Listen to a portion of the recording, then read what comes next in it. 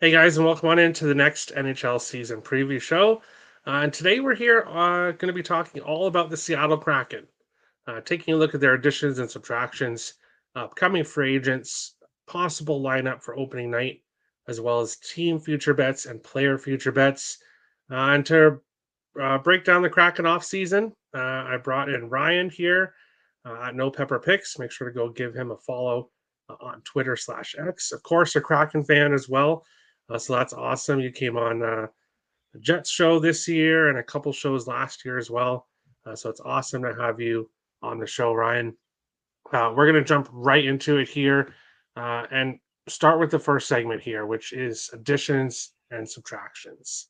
And overall, it's not a huge list for the Kraken. Some other teams like San Jose that I talked about yesterday has the pages filled with additions and subtractions. Of course, being a rebuilding team, you would expect that. The Seattle Kraken team missed the playoffs last year and obviously wanted to make some changes here to the lineup. Looking at the guys that left, um, really, a lot of those guys are replaceable. A lot of these guys are kind of depth guys. I don't think really any of the losses really hurt the Kraken that much. Um, Connor Carrick and Justin Schultz, two defensemen, but we'll discuss here obviously the additions. The Kraken made some additions here with the defense. So Thomas Tatar, of course, moving on. Maybe that hurts a little bit the offense, but looking at the additions, Brandon Montour is just a great addition for this Kraken team. I think he's pretty much exactly the type of player they needed there for that top four um, to really bring in another offensive defenseman to help, especially moving the puck in the back end, the power play. Montour is just a great addition. Chandler Stevenson, a good defensive center, but also has offensive skill as well. And just another great signing. And a lot of people were talking about the term and maybe the Avra the GAV. But for obviously this preview, we're not going to go into how much people signed for. Um, Looking at it, the Kraken needed to make a couple additions. Josh Mahura, most likely a depth defenseman there, but those two additions are really big additions, and we'll discuss a little bit more when we get to the lineup on how those two guys really help round out this Kraken lineup. Ryan, additions and subtractions, not a huge list here. What did you think about the offseason for the Kraken? Yeah, not a huge list, but as a fan, it's quite exciting because they really did nothing last year, and so to bring in a couple of quality guys in Montour and Stevenson is quite exciting and unprecedented for this franchise. Um, so yeah, we can talk more specifically how like Montour and Stevenson will fit in when we talk about the lineup. The one thing that one subtraction, and this was an in-season subtraction, is Alex Wenberg, who went to the Rangers, and part of the signing of Stevenson is that he really fit where the same piece that Alex Wenberg did, and probably an upgrade to some extent. So a good two-way player. Not the best numbers. It's not going to no jaw-dropping numbers or anything like that. And there's also this metric that you hear about, like that that coaches use players against quality opponents, and Stevenson is one of those guys, and he's going to be used against the superstars of the league. So there are a lot of intangibles and also face-offs as well. In terms of subtractions, again, not a whole lot. I don't know if we really can put a nail in Pierre Edouard Belmar's coffin. He's 39. I think he's still technically on the roster. Hasn't suited up for the preseason games. So yeah, I agree. He's probably gone. But I don't think it's official yet. And Tatar played on that top line. I'm not sure it's a big loss, and I think that the Kraken have depth. Um, but he did play in some key roles in last season.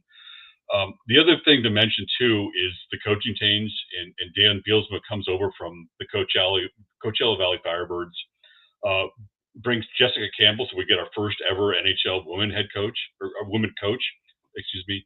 And there's not only is the Kraken sort of a home, a home built team, but they're also very much connected to the Coachella Valley, and we see a lot of Coachella Valley talent that's being built. And I think there's still 10 players on this roster from the original, inaugural season. So there's a lot of consistency with this lineup and a lot of familiar faces. Awesome. Yeah, I totally forgot the coaching change. I totally forgot to. I meant to put it in there. But yeah, coaching change, of course, is another addition and then a subtraction as well for the upcoming season. Ryan, we're going to go right back to you here with this list. Not a lot of contracts here are expiring this upcoming season. Who in this list do you think the Kraken should be most focusing on resigning, and who would you be okay if they let go elsewhere? Oh yeah, okay. I'm gonna the name I'm gonna say is not what you're gonna expect. I think it's Will Borgen. He's a quality depth defenseman and probably has a future in this franchise. And I think he's probably the number one guy to be signed. There's a lot of interesting subplots here. I don't know the financial stuff quite as well and understand it quite as well, but I understand that the Kraken have a salary cap issue, and to the extent that if there was an injury, they would be very constrained. So I've heard that either Gord or Tanev could get traded very soon, and it's possible that one or both may not, either traded this season or in the off season. So I think the future of these guys is probably, limited, and that seems to be the feeling out there. They're both kind of high. They're similar, right? They're sort of these high energy players that are forechecking is their specialty. So that's one thing to consider. Also, goalie Joey Decord had a breakthrough year last year, and he could very well, get signed in this offseason for a longer contract. Grubauer is, I believe, turns 34 in November, something like that, and it's possible that he could get bought out at the end of the season. It's sort of a 1A 1B goalie situation. So that remains to be seen. Awesome. Yeah, for me, I think Riker Evans is a really interesting player to get re-signed. Ty Cardi as well. You want those RFAs, but of course they're not going to break the bank. So signing those guys isn't going to really cost the Kraken a lot. But yes, you are correct. The Kraken right now have $4,286 in cap space, which is incredibly, incredibly close to the limit. So if there's an injury and the guy can't be put on um, the injury list, then the Kraken could potentially have to play shorthanded in some kind of fashion. So there is, or they would be unable to call somebody up. So I can totally see what you're saying about Gord and Tanev. Um, and we'll get to it here in the possible lineup, which is coming up right. I'll mention I want Joey Decor to get re-signed. I'm looking at him to have a big season here for the Kraken. We'll get to his player future bets at the end of the show. But possible lineup for the Kraken, and I was saying to Ryan before the show, I really like this lineup. I really like this lineup. So when you're looking at the forward group, Jared McCann, Matthew Beniers, and Oliver Bjorkstrand. Um, Jordan Eberle recently got moved to the third line, so of course these lines may not be what happens on opening night. Of course, it's still in the preseason. The coaching staff is looking at chemistry and looking at how the preseason games go. Will end up determining who fits where. Uh, but what I notice is that you've got a lot of depth throughout this lineup. Shane Wright actually should be on the third line where Yanni Gord is. That was an error I made, but again, all these guys could be moving up and down the lineup. Um, Shane Wright, if he has a great season or a great start to the season, I could see him moving to the second line. I could see Stevenson moving into a third line role. So, looking at this lineup, the fourth line, Ely Tolvanen should be Yanni Gord and Brandon Tanev. That's a really strong fourth line. So this Kraken team, while not filled with superstar forwards, they've got the depth throughout the lineup. I think that fourth line could definitely put in some offense. The third line offense, the second line, James Schwartz is starting to get up there a little bit, but I'm interested to see how he and Stevenson, Burakovsky mesh together as a line. But I really like the forward group, top to bottom. I think there's a lot of depth here for the Kraken. Looking at the defense, why I went at the beginning when I was mentioning Brandon Montour and how what a great signing he is because you kind of look at what he does for that second D pair. So you've got Vince Dunn and Adam Larson. Adam Larson, a great defensive guy. Vince Dunn, a great offensive defenseman. So perfect pair there. You got the offense and the defense. And then the second pair, you got Jamie Alexiak, who's not fun to play against. The guy's huge, a really a big defensive guy. And now you have Brandon Montour playing with him, who's a really offensive defenseman. And then that third pair, William Borgen, who Ryan's very high on. You've got him on the third pair with Riker Evans, a young defenseman coming into this league. And I like the defense a lot, especially that top four. But even the bottom pair as well, I think is going to play well. Goalies, and I'm not. I guess it's technically a question mark for goalies, but I'm not overly worried. I think if Philip Grubauer does struggle, I think Joey Daccord is going to be able to step up and kind of take that role. But if Joey Daccord struggles, I could see Philip Grubauer playing pretty well. Also, like I said, I really like this defense, and the Kraken also have a lot of good defensive forwards as well. So they've got a lot of defense throughout the lineup. They've got offense throughout the lineup. If this team gets average or slightly above average goaltending, it's going to be an extremely scary team to play against. Ryan, possible lineup here for the Kraken. What are your thoughts on this lineup? Uh, yeah, so let's start with the top line, and I agree. This lineup is probably fairly certain. There may be a few players that may or may not make the team, but the lines I think are uncertain, and I think it's because of Bielsma and the new coaching, and we just don't know how they're going to use these players. In the past, the top line has been McCann, Beniers, and Everly. With Thomas Tatar kind of fitting in there to some extent as well. So we really haven't seen this sort of combination with Bjorkstrand on the top line. However, if you ask, Kraken fans, what do they want this year? What is the thing that they want the most? And I think everyone wants Matty Beniers to go back to his old form. 2 seasons ago when he was really kicking butt. He's got great hands. He's a great goal scorer, and he had a drop off last year. It may have been a sophomore slump, but if the Kraken are going to have success, they need him to step up. He also got a 7-year extension, so they paid him. That I think that's an important part to the Kraken's success. I personally, McCann used to be a 40 goal scorer. Dropped off a little bit. He's a very valuable player, but personally, I think that Bjorkstrand is the most valuable player on this team, and he's one of my favorites. So, I think that he could have a big year as well. May not be on this, end up being on the top line. So we'll see.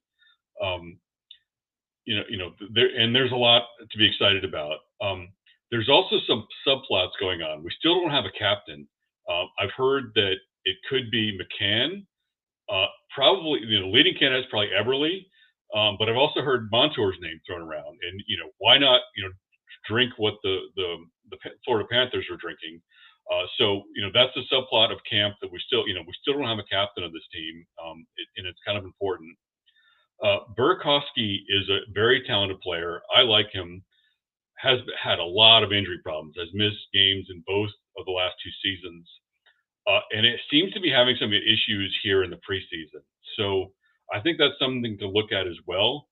And with the cap issues that we've talked about, I wouldn't be surprised if this turns into a Mark Stone situation where he goes on LTIR to free up cap space. I've not heard that anywhere. That's my personal speculation. Um, Shane Wright is an exciting player. I think he's a really talented two-way player. Played well the other night in his in the first preseason game. Just a preseason game, obviously.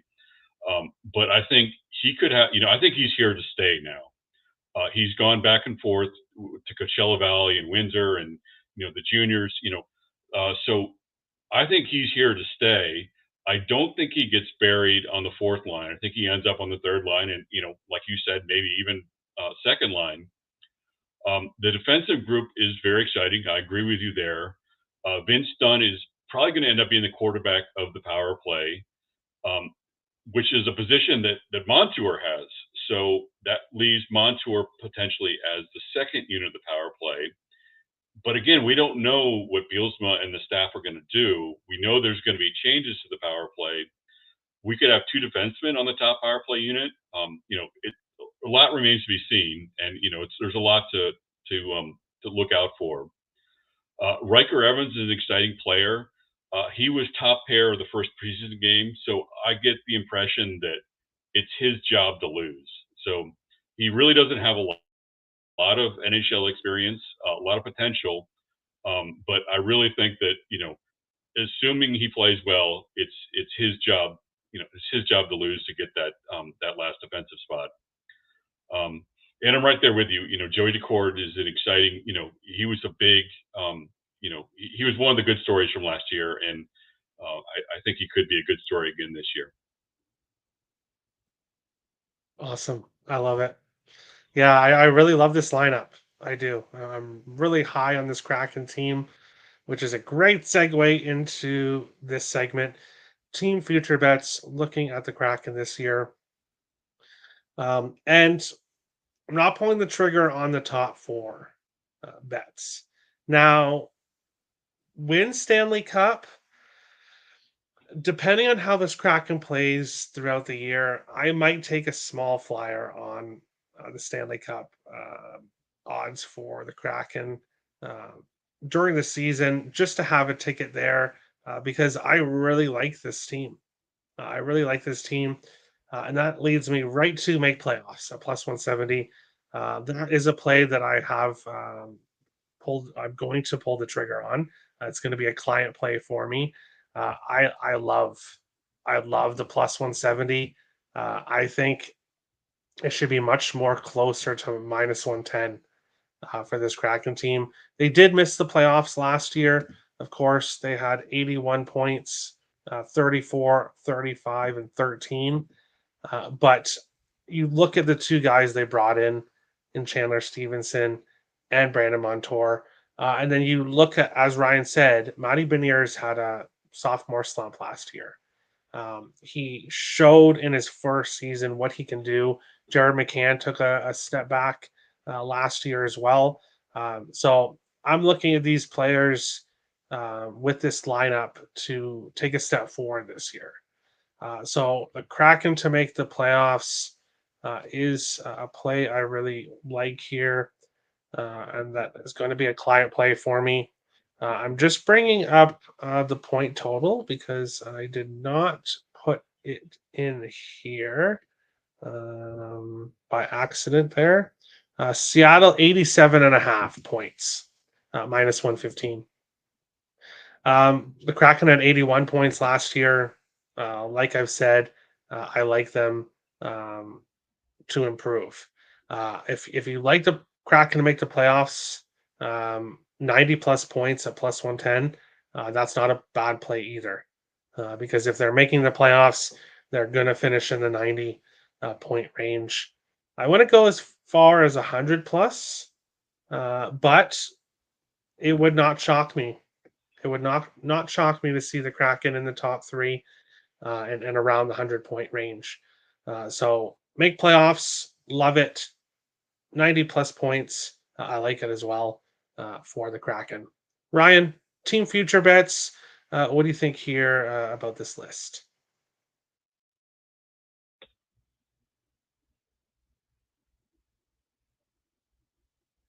What do you think? What do you think about this list? Yeah, it's a little bit of a stretch to set, win the division, win the President's Trophy, those types of things. But I am optimistic about the year ahead. Um, I'm a little worried about them coming out of the gate. With so many changes, with new coaching staff. Um, you know, Another way you could approach it is, wait after October, November, and then maybe an in-season bet to make the playoffs to even get a better number. You know, because that's kind of what the Kraken have done is they tend to come off and um, have better second half of the seasons. Well, they didn't last year. Last year they had a number of issues. Vince Dunn got injured. There were a number of issues that where the wheels sort of came off last year. Um, I could see making an in-season bet and getting an even better number on a playoffs or the points. I could see them getting over 90 points easily. And another thing to consider too is I don't think the Pacific Division is that great this year. It seems like the Ducks and the Sharks are sort of continually mired in mediocrity.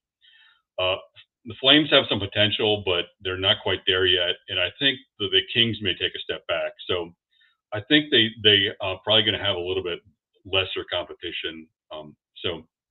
That helps them. That definitely helps them. Yeah, I completely agree. The LA show has already been done. And of course, I recorded the LA show. And then that night, after I recorded it, Drew Doughty got injured. And the length of the injury for that is still undetermined. But the Kings' defense is one of their weaknesses. Now they could potentially be without their best defenseman for a long part of the season. So I completely agree with you. Vegas could potentially take a step back this year. Um, and then you've Anaheim and San Jose. Those two teams are not going to be competing for the playoffs. But Anaheim, well, I'll discuss it when I do the Anaheim show, but they're filled with young talent. And yes, they've been bad for a long time.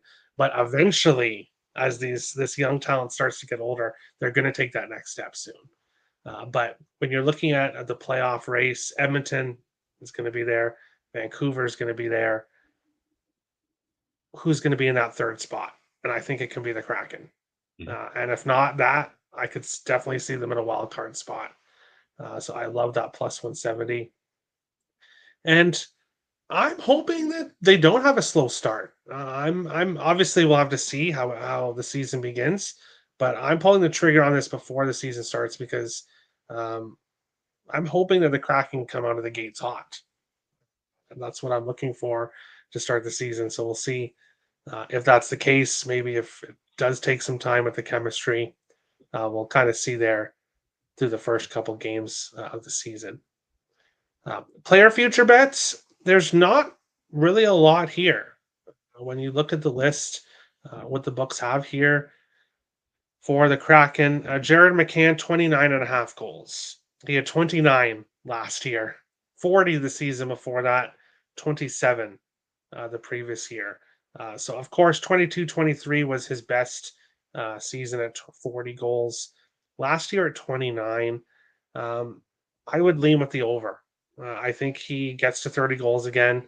I think his line, if he is with Beniers, I like both of them to kind of take a step forward this year compared to last year. So I would be looking at McCann goals over.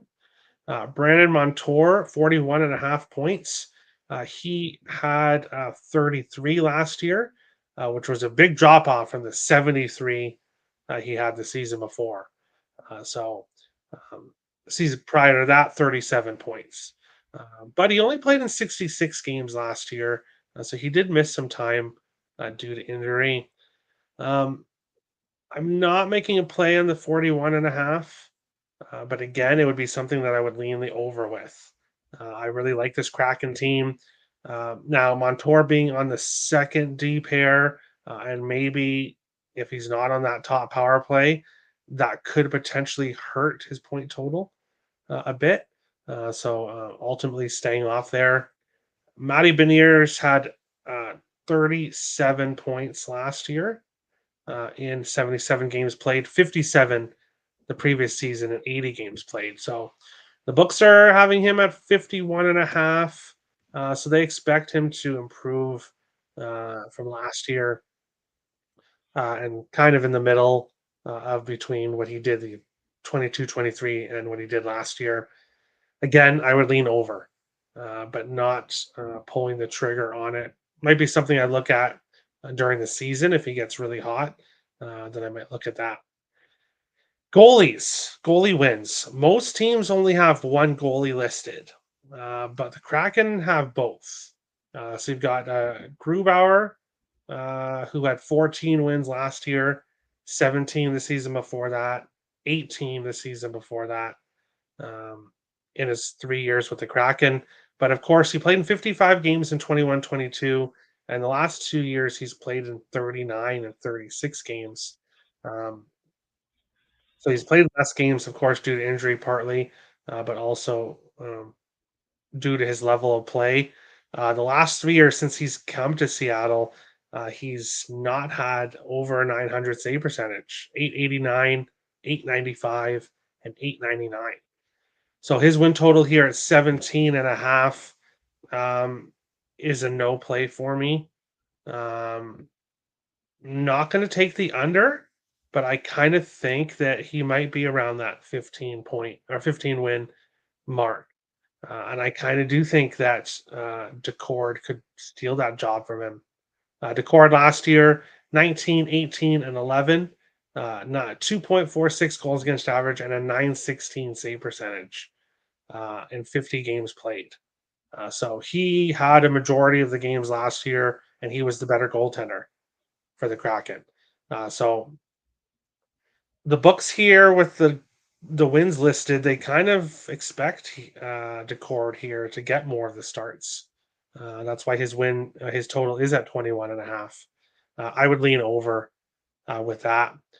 Montour Norris, I'm not going to pull the trigger on. Of course, he's not on that top D pair.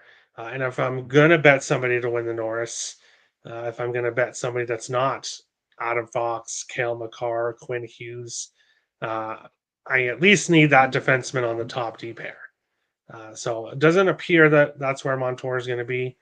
Um, Jack Adams at plus 2,200.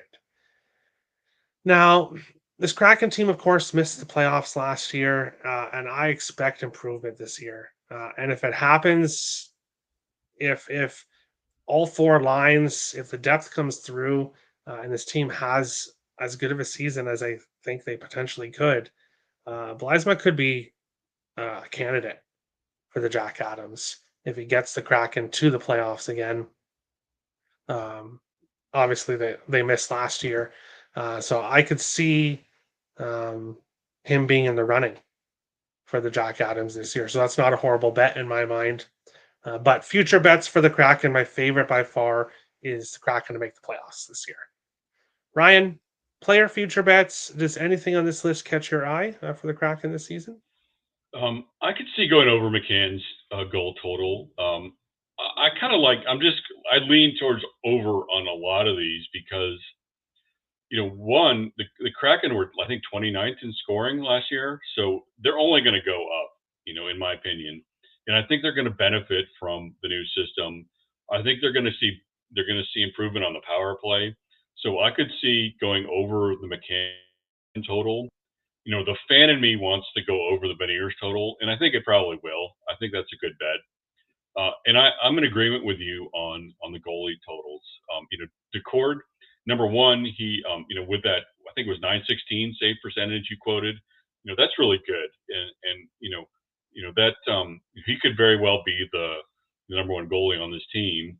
And also, he is a Coachella Valley guy, so I think that with the coaching staff and they're gonna he's gonna get a lot of looks. So I think that's a good look as well.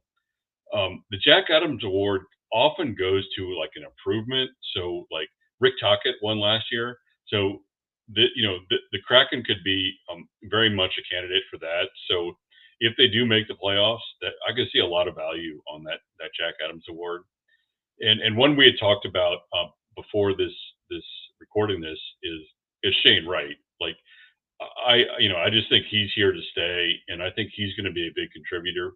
Of course, it's going to be very difficult to find a book that's going to offer a point prop on him, but it's something to look out for. Um, Yeah, I'm really looking for, like, there won't be any future props for him, but I'm really I'm going to be keeping my eye on player props during the season. If he does get onto that second line, then we could find his point prop available, and it's probably going to be plus money for the most part, mm, unless, of course, he has a huge season. Then books will adjust. But yeah, Shane Wright is one of those guys that I'm looking at when we start the season to look at for player props. Kraken are at home against the St. Louis Blues to start the season, so I think they got a pretty good first game. And if Wright point prop is available, you're probably going to find me on that game one of the season. So I'll be looking at it for sure. and I remember one that you had. I think it was this past year when Shane Wright plays the Canadiens, who passed him up in the draft. He scored his first NHL goal against Montreal. So look for those sort of games when he's got a chip on his shoulder. Yeah, for sure. Um, yeah, and I'm hoping he hits it out of the gate strong because I'd love to see him on that second line. Chandler Stevenson is a great player, but I think he's much more fitted for that third line. I think Shane Wright is more offensively gifted. So I'd like to see him on the second line at some point. Ryan, anything else you want to say about the Kraken before we finish off the show? I don't think so. Thanks for having me. Awesome. Thank you everyone for watching, and we will see you guys on the next season preview show. Thanks, guys.